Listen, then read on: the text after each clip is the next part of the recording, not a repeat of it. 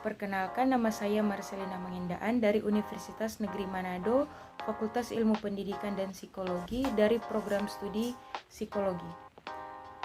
Kali ini saya akan menjelaskan bagaimana kreativitas itu. Kita masuk pada pembahasan yang pertama, yaitu definisi dari kreativitas. Menurut Baron, kreativitas merupakan kemampuan untuk menghasilkan atau menciptakan sesuatu yang baru. Jadi pada intinya, kreativitas adalah serangkaian proses berpikir seseorang yang tak terbatas dalam menemukan dan menciptakan, yang kemudian dia boleh menghasilkan sesuatu yang baru, yang inovatif untuk bisa memberikan solusi dari setiap kebutuhan dan persoalan yang ada. Kemudian kita lanjut pada pembahasan yang kedua, yaitu 4P. 4P di sini merupakan suatu konsep dalam kreativitas. Yang pertama yaitu pribadi, yang kedua yaitu proses, yang ketiga itu ada pendorong, dan yang keempat itu produk. Kita akan membahas yang pertama dulu, yaitu pribadi. Pribadi di sini merupakan tindakan kreatif yang muncul dari keunikan secara keseluruhan kepribadian dalam interaksi dengan lingkungannya. Kemudian yang kedua yaitu proses, merangsang anak untuk melibatkan dirinya dalam kegiatan kreatif dengan membantu mengusahakan sarana prasarana yang diperlukan dan memberi kebebasan kepada anak untuk mengekspresikan dirinya secara kreatif dengan tidak merugikan orang lain atau lingkungan sekitarnya. Kemudian yang ketiga yaitu pendorong. Bakat dan kreativitas dapat berkembang dalam lingkungan yang mendukung seperti apresiasi, dukungan, pemberian penghargaan, pujian, dan insentif yang diberikan oleh lingkungan sekitarnya, baik itu orang tua maupun teman ataupun dari ibu guru atau bapak guru di lingkungan sekolah.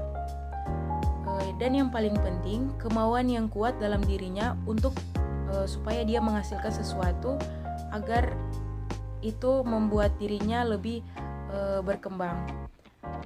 Tetapi dapat pula terhambat jika dalam lingkungan sekitarnya yang tidak menunjang, yaitu tidak memberikan apresiasi, dukungan, atau sesuatu pujian dari setiap tindakan yang dia lakukan.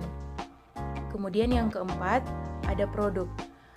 Produk di sini berfokus pada kreativitas yang menekan pada orisinalitas yang berkemampuan untuk menghasilkan sesuatu yang baru atau mengkombinasikan sesuatu hal yang sudah ada sebelumnya.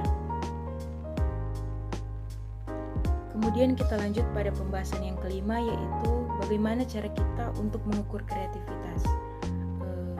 Untuk pembahasan yang sebelumnya, kita telah membahas bagaimana kreativitas, ciri-ciri dari kreativitas, dan tahap-tahap dalam kreativitas. Di sini kita akan belajar mengenai pengukuran dari kreativitas itu sendiri. Jadi, pengukuran kreativitas dapat dibedakan atas pendekatan-pendekatan yang digunakan untuk mengukurnya. Ada 5 pendekatan yang lazim digunakan untuk mengukur kreativitas, yaitu yang pertama ada analisis objektif terhadap perilaku kreatif, kemudian yang kedua ada pertimbangan subjektif, dan yang ketiga inventori kepribadian, yang keempat inventori biografis, dan yang kelima itu ada tes kreativitas. Kita masuk pada pembahasan yang pertama, yaitu analisis objektif. Pendekatan objektif dimaksudkan untuk menilai secara langsung kreativitas suatu produk berupa benda atau karya-karya kreatif lain yang dapat diobservasi wujud fisiknya. Namun, analisis objektif ini kurang tepat untuk digunakan karena untuk mengukur kualitas intriksnya itu sangat susah. Tetapi kelebihan dari metode ini adalah secara langsung kita dapat menilai kreativitas yang melekat pada objeknya, yaitu karya kreatif. Kemudian yang kedua yaitu ada pertimbangan subjektif.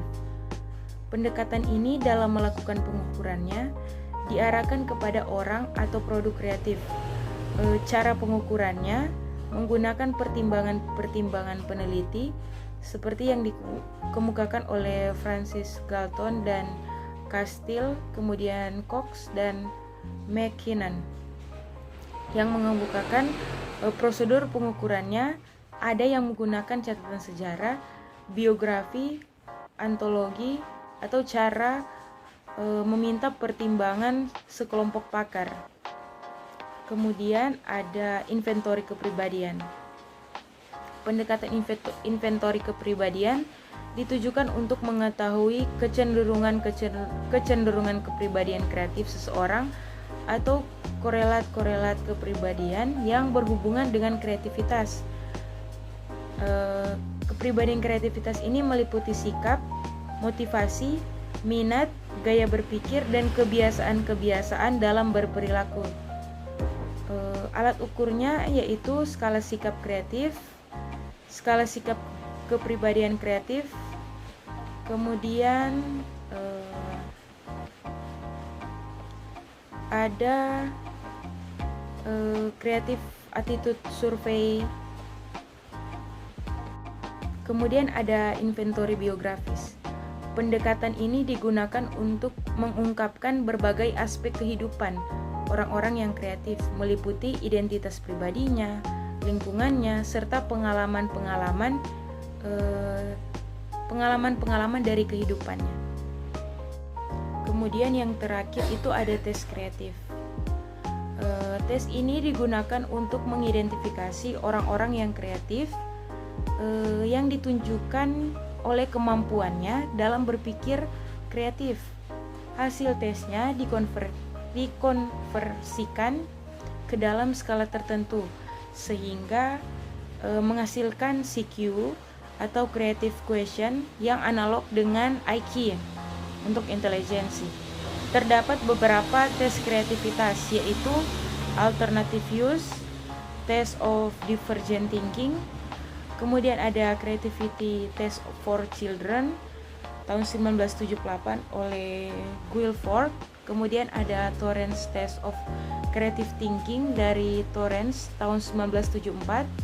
Kemudian ada Creativity Assessment Packet oleh Williams tahun 1980. Kemudian ada tes kreatif verbal dari Munandar 1977. Bentuk soal tes ini umumnya berupa gambar dan verbal. Perbedaan tes intelijensi dengan tes kreatif yaitu pada kriteria jawabannya. Tes intelijensi itu menguji kemampuan berpikir memusat atau konvergen. Karena itu ada jawaban benar dan salah. Sedangkan tes kreatif menguji berpikir menyebar atau divergen. Dan tidak ada jawaban benar atau salah. Jadi kita melihat dari jawaban yang seorang anak itu atau seseorang itu keluarkan atau katakan.